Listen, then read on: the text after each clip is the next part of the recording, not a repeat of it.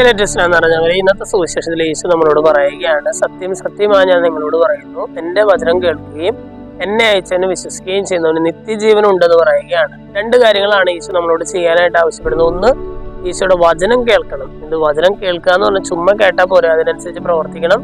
രണ്ട്, എന്നെ അയച്ചെന്നും വിശ്വസിക്കണം എന്ന് പറഞ്ഞാൽ ദൈവത്തിൽ വിശ്വസിക്കണം എന്ന് പറയുകയാണ്. ദൈവത്തിന്റെ വചനം കേൾക്കുക, ദൈവത്തിൽ വിശ്വസിക്കുക, അവനാണ് നിത്യജീവൻ കിട്ടുകയുള്ളൂ എന്ന് പറയുകയാണ്.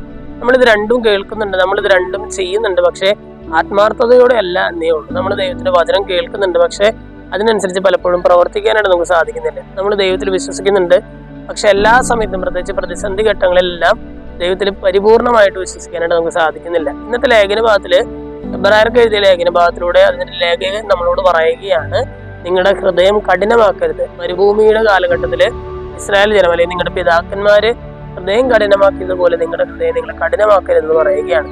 ചുരുക്കത്തിൽ ഇന്നത്തെ വചനഭാഗം കേട്ട് കഴിയുമ്പോൾ നമ്മുടെ ഹൃദയത്തിൽ ഉണ്ടായിരിക്കേണ്ട ഒരു കാര്യം ഇതാണ്: നമ്മുടെ ഹൃദയം കഠിനമാക്കാതെ ദൈവവചനം കേട്ട് അതിനനുസരിച്ച് പ്രവർത്തിച്ച് എല്ലാ കാര്യങ്ങളിലും ദൈവത്തെ പരിപൂർണമായിട്ട് വിശ്വസിക്കാനായിട്ട് നമുക്ക് സാധിക്കണം. ഈ ഒരു കൃപയ്ക്കായിട്ട് നമുക്ക് പ്രാർത്ഥിക്കാം. ദൈവം നമ്മെല്ലാവരെയും സമൃദ്ധമായിട്ട് അനുഗ്രഹിക്കും.